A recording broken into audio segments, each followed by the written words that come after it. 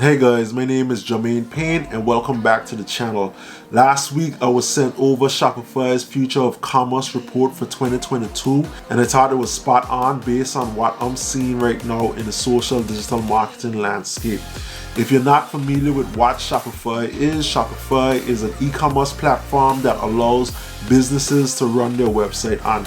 By now, Shopify is probably the largest e-commerce platform in the US. So as it pertains to e-commerce in the report, they covered a few of the threats and opportunities that they see in the landscape now, which is due to the changes that have taken place over the last 2 years. I'm going to pull out a few of these points and go over them with you as I'm experiencing these changes now. So let's jump into it, guys. First threat, the rise of acquisition costs. Now I can see this and I can feel this.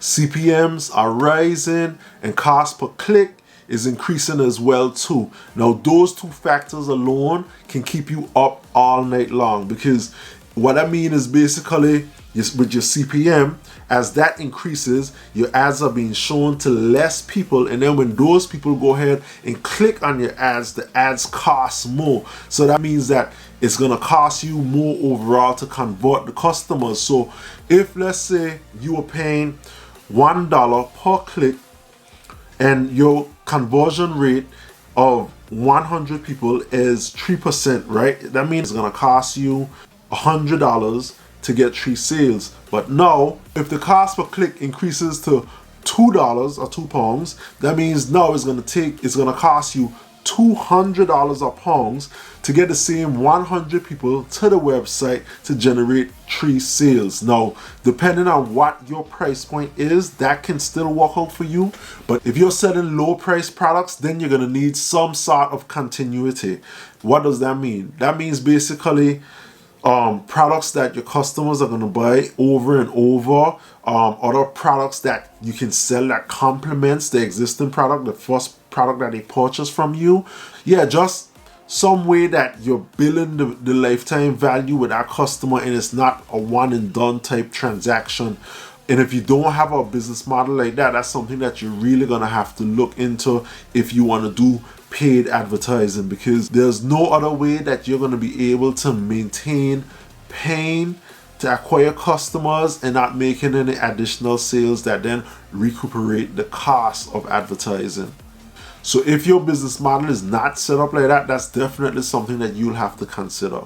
Alright guys, so moving right along, the second threat is rise in competition. So because it's so easy nowadays to jump on, whether it's TikTok, Facebook, Instagram, Snapchat, any of these networks, and advertise, more advertisers, more brands are moving on to these networks to promote their brand. Now what does that mean for you? That means that it's shrinking your market share. That means that if your product isn't unique, you're going to be getting into a pricing war, and you don't want to get into a pricing war. That's the wrong type of category or competition that you want to be in. So as more competition comes onto these networks, it's going to take up more inventory, and what a network is going to turn around and do is carry up the prices to advertise on these networks. So the competition is making it more expensive and reducing the market share at the same time. Alright, so the last threat that I want to pull out of this is marketers themselves. So in the report, it mentions that marketers who continue to look at their strategies in a short-term perspective are going to hurt the companies that they work with as they see diminishing returns on their efforts. And I want to get a bit more into this because I know exactly what they mean by this. So if you're only looking at the immediate return and you're not looking at the entire customer journey, your strategies are going to be less valuable compared to the marketer, a team who understands the entire customer journey and makes strategic decisions based on the lifetime value of the customer versus a single purchase. That's super important. Like, all marketers now need to be thinking about the long term and not just immediate returns. That phase is dead. I remember when I was starting, I used to always hear this phrase: amateurs focus on the front end and the pros focus on the back end. And it means literally the same thing, focusing on the lifetime value of that customer.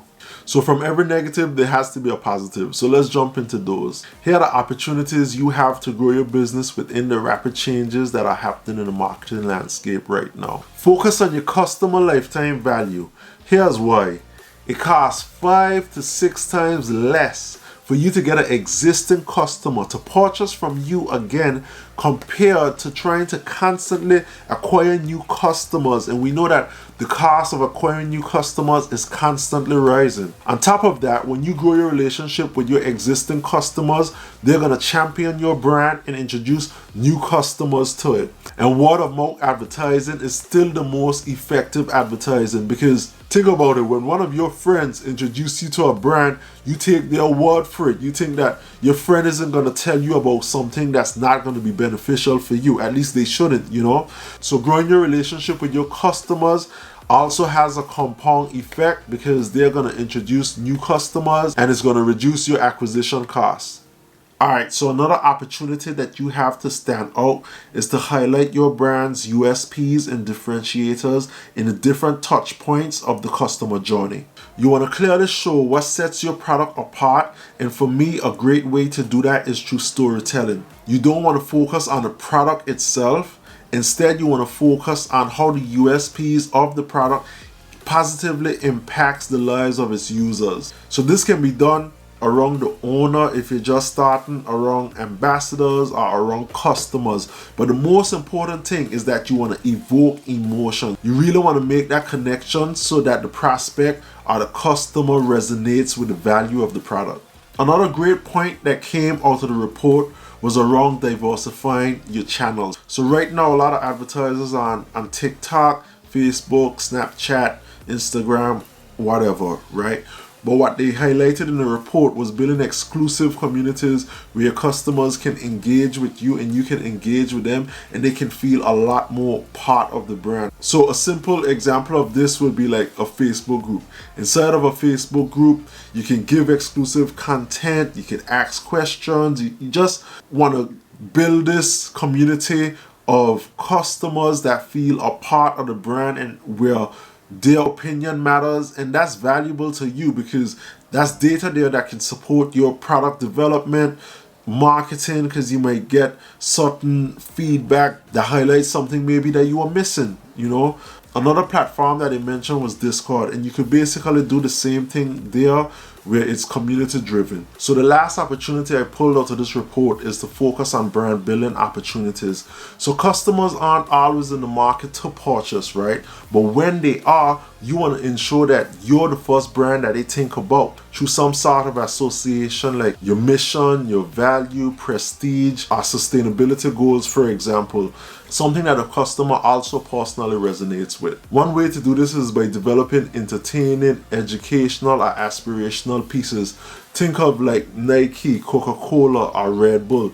Like these brands do this all the time, and they continue to remain top of mind through compelling awareness campaigns. So if the big brands are doing it, why not you? Advertising is something that you can't get away from. You want to always be pushing your brand. Alright guys, so that's it for this video. I hope that you found value from this. This was quite interesting for me. I thought that what they outlined in the report was very timely, especially like how I'm seeing these things take place right now. So don't forget to subscribe and like this video if you want to see more content like this, and I'll see you in the next video. Peace.